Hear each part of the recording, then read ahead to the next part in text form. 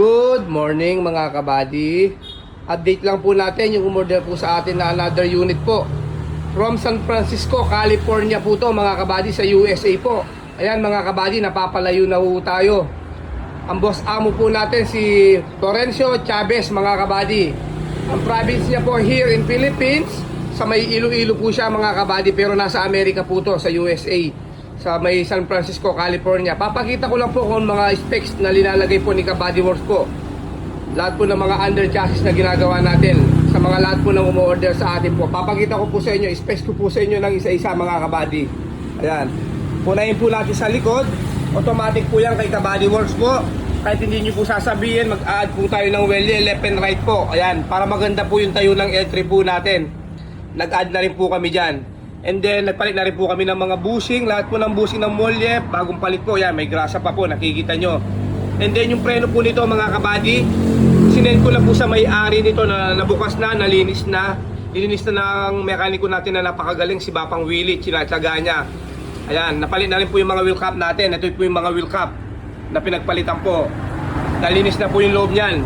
And then differential oil po, napacheck na rin po natin yan mga kabady. Ito po yung mga gamit na linalagay po natin. I-explain ko po sa inyo ng isa-isa mga kabady. Yan po. Nandiyan po lahat. Pag umorder po kayo sa akin, ganyan po yung gagawin natin po lahat kay Kabady Works po. Siyempre, unahin po natin yan sa may timing belt po, sa may makina.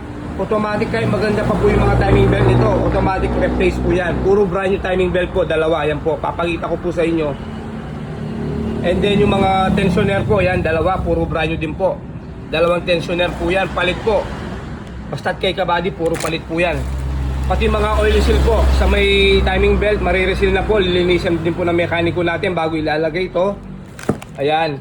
Siyempre, kasama na yung chainsaw dyan, mga Kabady. Chainsaw, tune up. And then mga pan belt po, puro brand new. Dalawa sa alternator, isa sa power steering, mga Kabady. San ka pa? Kay Kabady Works ka na. Dito nyo lang po matatagpuan yan.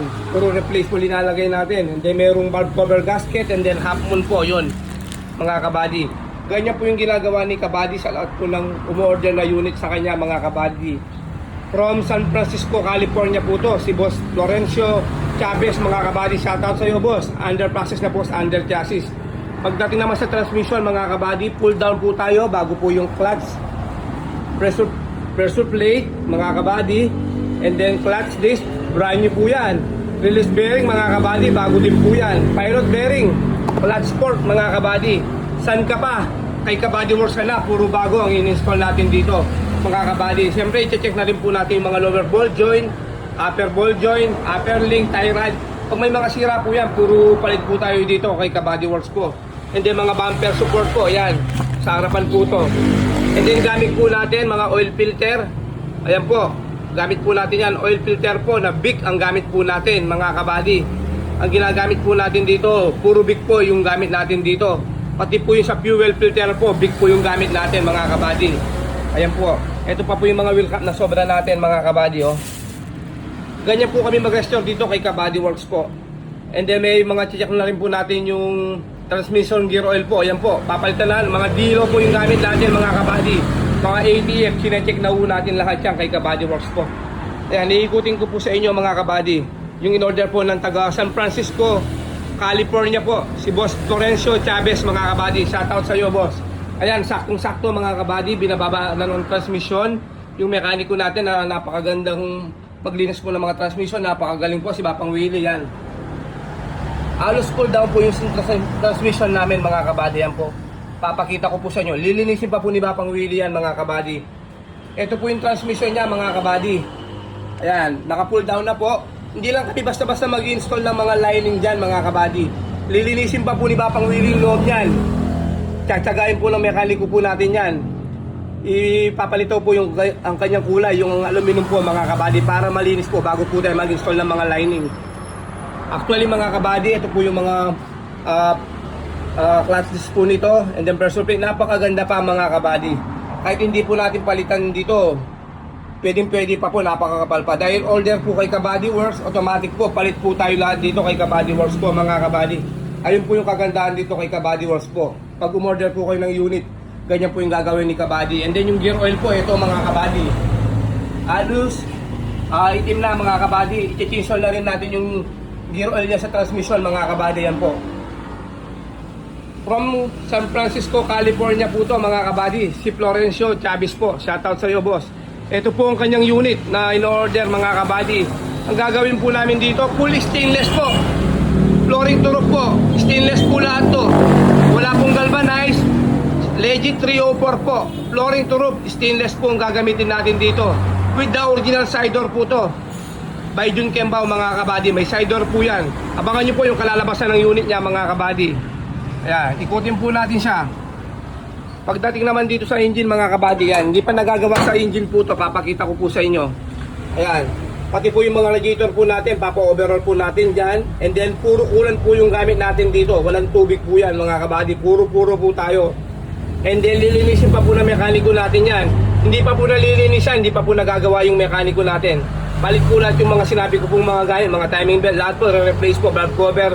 Although wala siyang tagas, mga kabady, pero papabukas ko na po yan, papapalit ko na yung mga gasket po niyan. And then, sabay tune-up. Especially mga kabady, yung ginagawa ni Kabady Works, nag-a-advantage po siya. Pati mga nozzle, injection pump, mga kabady, pinapakalibrate ko na hula dyan. Nag-a-advance na po tayo para pag nag-aircon po tayo, kahit nakaload yung makina po natin, persado pa rin po yung makina. Ayun yung kagandahan kay Kabady Works po. Nag-a-advantage na po tayo, pinapakalibrate ko na po lahat para pag kinuha po na mayari po, gagamitin na lang po to mga kabady. Video nyo lang po matatagpuan yan kay Kabady Works po.